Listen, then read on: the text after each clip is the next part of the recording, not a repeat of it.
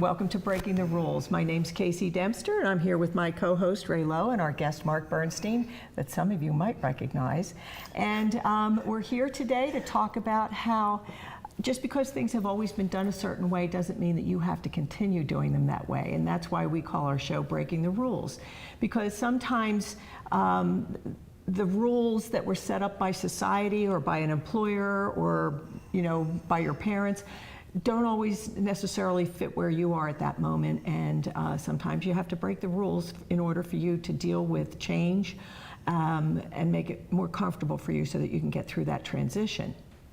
So for my quote today, it's from a famous comedian from back in the day named Jonathan Winters, and if any of you know him, he was a real crazy guy, and he said, if your ship doesn't come in, swim out to it. And that's about as breaking the rules as you can get. And with Jonathan Winters, he was very popular in the 60s, and in those days, a lot of comedians were doing just like jokes with punchlines, and he was different. He did characters, he did voices, and he was actually a little bit crazy. So a lot crazy. So he did break the rules, and he was very successful. So.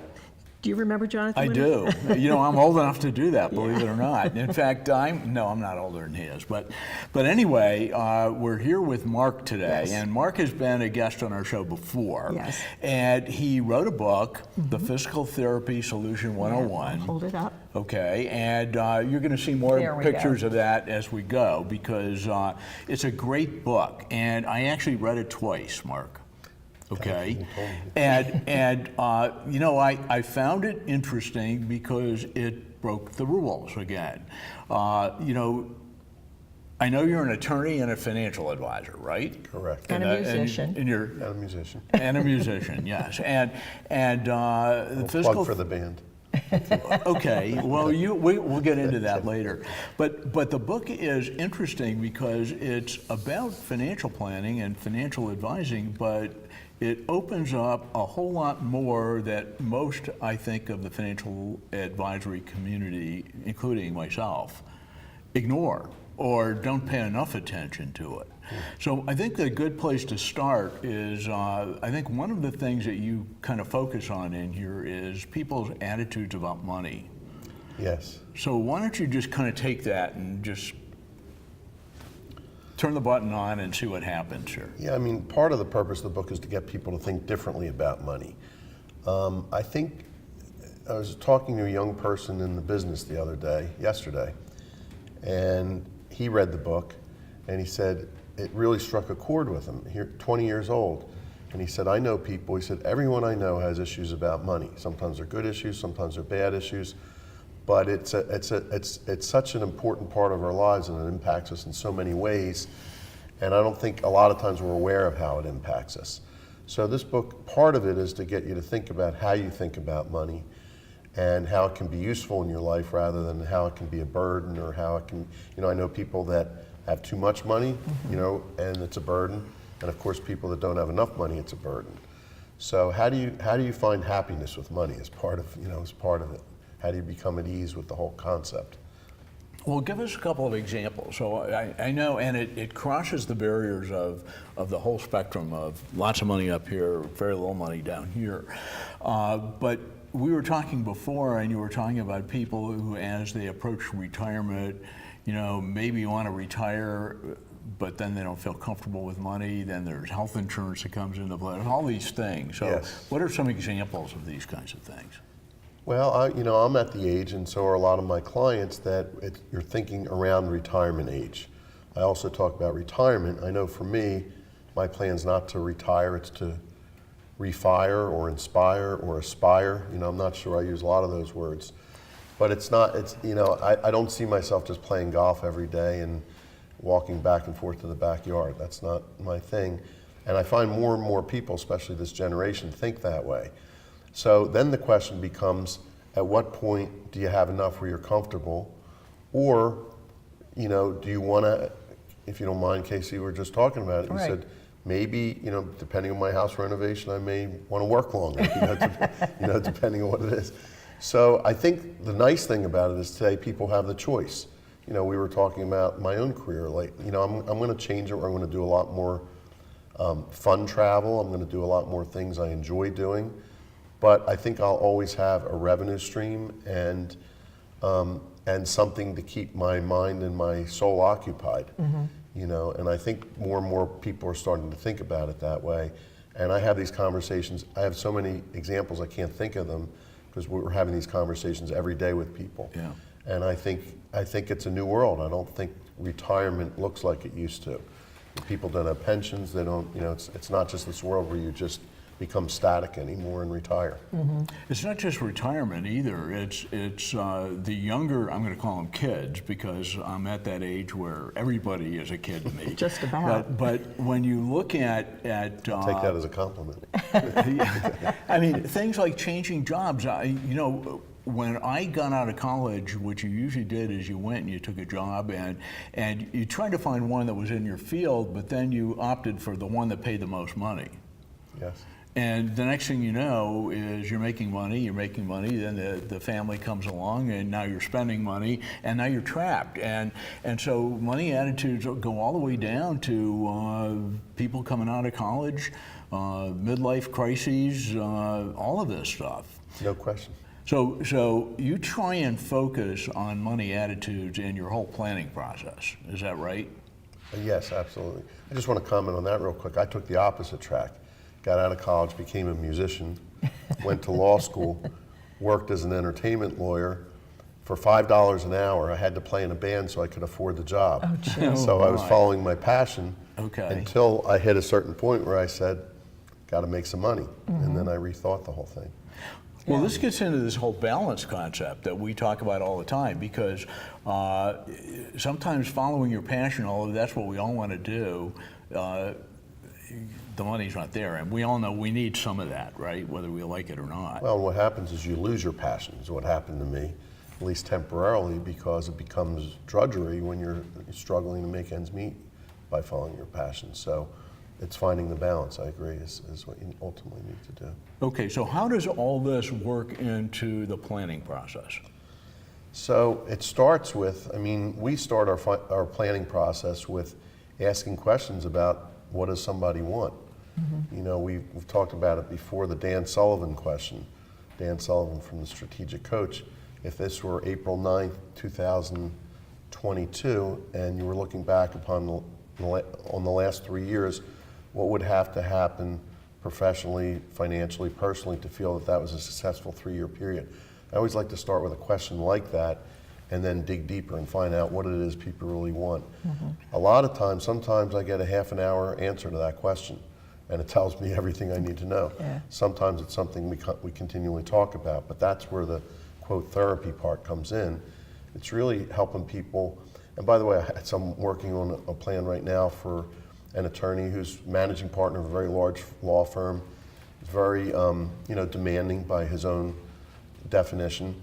And he wrote a note saying, hey, we did this plan and it's nothing like what I wanted. He said, but and it wasn't supposed to be, it was a draft of a plan and that's what we do. And he said, but what it made me do is really crystallize what I do want. So I've got another meeting with him coming up and that's exactly where we want to get to.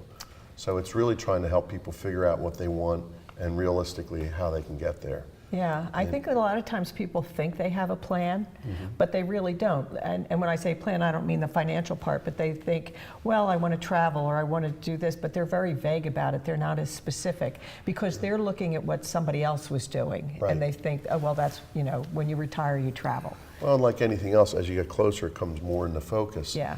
And I think that's what a lot of it is, because I know so many people that have been doing plans for 20 years or more, and as we get closer, the plan turns out to be nothing like what they thought it was going to be. Yeah. Because like you said, they were influenced, they had a certain vision of what they thought it was, and as it gets closer, it looks a bit different. And I think this is the crux of the matter, is that sometimes people aren't honest about it. The goal is you want to accumulate money for retirement, but that's not really what you want to do. What you really want to do is think about what you want to do and then have enough money to do those things. And it's putting the chicken before the egg. And what you want to do with your money. You talk to people like I do that have lots of money, and they've got all this money and they don't really know what they want to do with it. You know, what's the end game? You know, is it all for your kids? Is it to benefit society? Is it to, you know, what's your legacy going to be? Whole different set of thinking. So I might mention that in the book, you know, if you look at the cover, which I guess I can hold that up. Hold it up There's again. Yeah. There you go. You can hide behind it too. There's a pyramid on the front of it, and that pyramid represents our financial planning pyramid, which is a little different than the traditional one, which is based on products. You know, usually it starts at the bottom with cash and it goes up the scale to stocks and alternative investments and real estate and things like that. Ours is kind of like the financial hierarchy of needs. So it starts with protection, savings and debt, growth, income, and legacy. And each time I think about this and I have this discussion with someone, I'll ask, is there anything we missed in that drawing? And it covers everything. You know, so by talking about that, it gets people thinking about, you know, what do I want my legacy to be? What do I want the income for, and how much do I need, and how much don't I need? And what can I do with that? Or if I don't have enough, what can I do to maybe retire from my traditional career and do something else to supplement? And it brings up all those questions. So again, it's a little like therapy, because it's people aren't honest because they haven't had to think about it that hard before, I think. So. Well, before you start, we Okay. have to go to commercial break. Again? Yes. So don't go away, stay with us, and you could get a cup of coffee, but come back and we'll have more interesting things to talk about with Marc.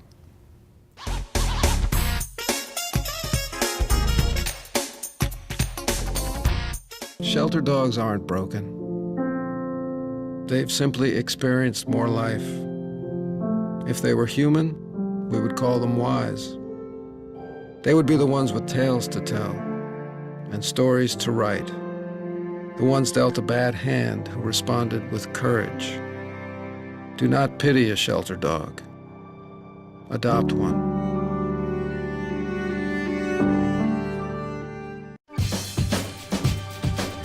Say we've got grit, and we'll take it as a compliment. Because it's our uncommon drive, our spark within, that brings us together and sets us apart. We are temple made. And when others take shortcuts, when others take breaks, when others take the easy way, we take charge.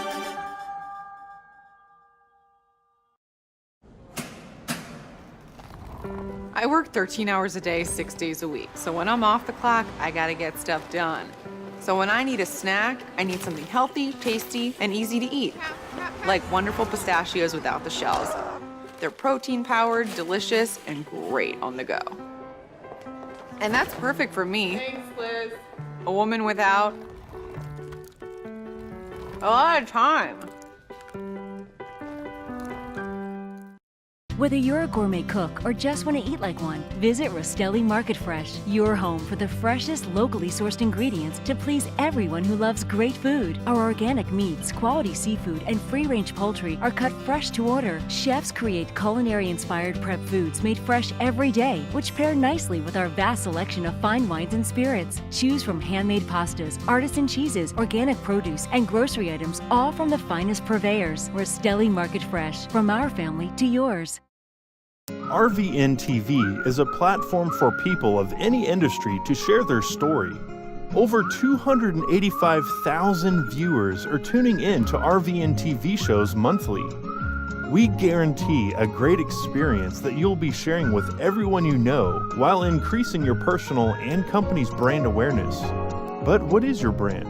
According to Forbes, it's a combination of your logo, your product, your design and feel, and your personality.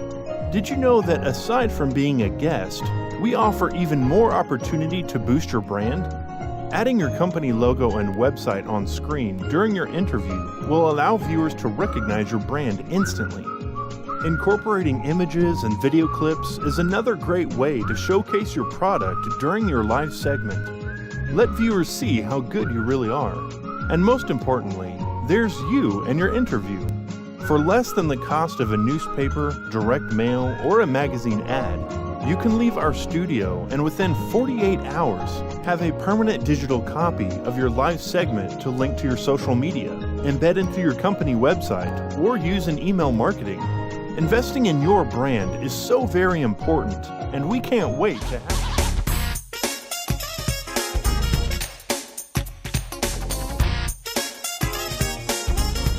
So we're doing money tudes? Welcome back, everybody. I'm Casey Dempster with my co-host Ray Lowe and our guest Marc Bernstein. We're here on Breaking the Rules, and Marc is here because he wrote a book, and in that book he's got some interesting things that he calls money tudes. So Marc, why don't you give us a couple of money tudes? So money tudes are attitudes and thoughts about money. I like the funny ones. There's a couple good ones. This one's funny and serious. This is Will Smith. Too many people spend money they haven't earned to buy things they don't want to impress people they don't like. That hits the nail on the head. Funny but true. Yogi Berra said, I love yogiisms, and nickel ain't worth a dime anymore. And this is a serious one from George Lorimer. It's good to have money in the things money can buy, but it's good too to check up once in a while and make sure that you haven't lost the things that money can't buy. I like that one. Okay. So we talked in the first half of our show about attitudes of money and people, and how often do you find people who say, I have a plan, and yet the plan isn't relevant anymore? Well, I'll go even a step further. Early on, I worked with a lot of business owners, and I'd go around calling on people at their businesses, and many, many times they'd say, I have a financial plan. And I'd say, who did it? It might have been one of the big brokerage houses, and they usually offer them for free. So that means they didn't put a lot of time into it on either end. Mm-hmm. It was really running the numbers. And they'd say, I still have the plan. I said, would you mind if I see it? So they'd pull it off of their credenza, and I'd carefully wipe off the dust, intentionally, and say, when was the last time you looked at this plan? And he said, well, I can't really tell you. So I said, do you mind if I look through it? And I'd look through it. And in the end, there'd be a list of things, that they should be doing. It says, well, you should have your wills redone, as an example. Did you get that done? I said, well, not really. And if I did, it was 6 years ago, or 8 years ago, or 10 years ago. And we'd go through that, and it was all that kind of thing. So they had the comfort of saying they had a plan on the credenza, but that's about all that really ever happened with it. And then there were occasional people that did implement the things that were in the plan. But maybe it's 8 years old, 10 years old, and I'd say, well, this is what your estate looked like then, where is it today? And they'd say, it's a bit different, it's a bit larger now, and say, have you reconsidered the tax implications of that or the legacy implications of that? And they'd realize, it's time to relook at it. So one of the things we try to do with our process is to make sure that this is at least an annual event of revisiting it, because things do change. Particularly, I work with a lot of entrepreneurs. Things change very rapidly. The world's changing very rapidly, and that's true for everybody. I mean, everybody really should be I don't want to say constantly, but talking about it 2 or 3 times a year, revisiting it every year or two, because things are changing fast. Yeah. And it's not just about the plan or the money, it's about their attitudes about things. Those change too. Those change also, okay. correct. Yep. Okay, so Absolutely. I think in reading this book, I think that there are 2 groups of people that definitely want to read this.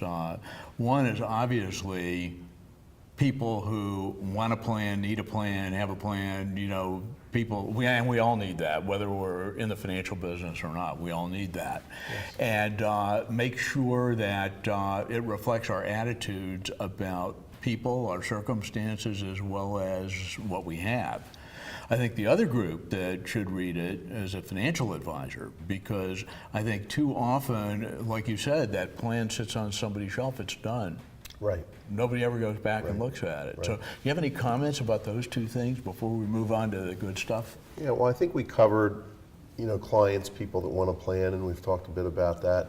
In terms of advisors, I'm talking to advisors in some form or another every day, and there's all kinds of financial advisors. Many of them sell products, many of them specialize in the investment end or the insurance end, And there aren't that many that are true financial planners, number one. But I will tell you that, it's changing. People are starting to understand that if they really want to help people, that it's got to be built around a plan. You can see it in terms of new software that's coming out. You can see it in terms of designations people are getting. And interestingly, I'm seeing it overseas. I've been approached about China, where there are, just to give you a quick example, the top life insurance company, which is where a lot of financial planning often comes from in the United States, might have 10,000 advisors. I found out that depending on the numbers that you look at, that China Life, which is the top company there, has somewhere between 800,000 and 1.8 million advisors. Wow. Because the numbers are so staggering in China. So I've been invited to a symposium of the life insurance industry there, along with other people from the US life insurance industry. I've been invited there as a financial planner to talk about what's coming, what needs to happen next in China, because there's a lot of the affluent class is really growing there and the wealthy class is really growing there. And they realize there's a big need for advice, not just product. Right. And that's what a lot of my book is about. So we're going there to start teaching them about that and talking to them about that, and to talk about how you can change your mindset and change your process in a way that will really benefit people over the long term. They're really starting to talk about legacy there. They're starting to talk about retirement income. It's only been recently that people have had the funds to really think that way. Right. So it's changing rapidly all around the world. And at the same time, I think in the United States, the thought process around that is changing as well. Well, that's cool. So you're going to be a bestseller soon, right? I hope so. Yeah, well, I don't think a lot of people sell 1 million books. All you got to do is get this one company to go ahead with this and go from there. So you're working primarily with financial advisors there. And right. Well, actually, the companies that they work for. Okay, but what advice would you give to financial advisors here today about changing their attitudes towards money and changing the way they do their plans? Read the book. Let's start with that. Yeah. Available on Amazon.com. You can get it today. You can get it tomorrow, actually. But seriously, I think it is. I've been told by many advisors that it's a good read, that has them rethink about the way they're approaching their practice. And I think it has a lot to do with asking a lot more questions, listening a lot more before, and not having a preconceived notion of what products or services people need until you've really addressed what their issues are, right. what it is they're concerned about. Right. That would be my advice. Okay. So do you have any good stories that you can tell about people that you've coached in the process that have changed the way they think about money or the way they think about financial plans? That's an unfair one because we didn't rehearse this one. Okay. Correct. We didn't rehearse much, but it's nice. Let me think about that. Let's move on. Let me think about that as well. Okay, good. So, Well, I know that you talked about game plans and playbooks. How does that, work into what you do? Well, one of the things I can say is, well, first of all, you have your game book, but we're often having to change as people's circumstances change. Their job may change, the course of their business may change, think either for the better, and sometimes not for the better. So then you bring out your playbook. Then you have to say, okay, how do we shift here? So that happens a lot. It's, one of the things I try not to talk too much about specifics of people's plans anyway, but I can tell you that the people that we do plans for every year, and there are many of those, from especially entrepreneurs, it's shifting all the time. And, so in between doing plans, you might say, okay, we were talking about this. What might happen is there's 10 steps, but now we're going to reprioritize those steps based on where you are today. We've got to shift. This one has to get done right away. And then we shift into something else. I will tell you, I'll give you an example that we work with a lot of real estate developers.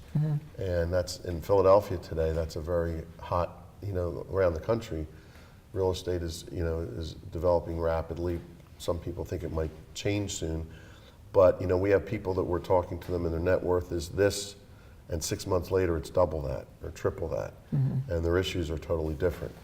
And hopefully it doesn't change again, but I've lived through times where it changed the other way. Right. In the great financial crisis. So, not so great. The not so great financial crisis. The large financial crisis. Large financial crisis.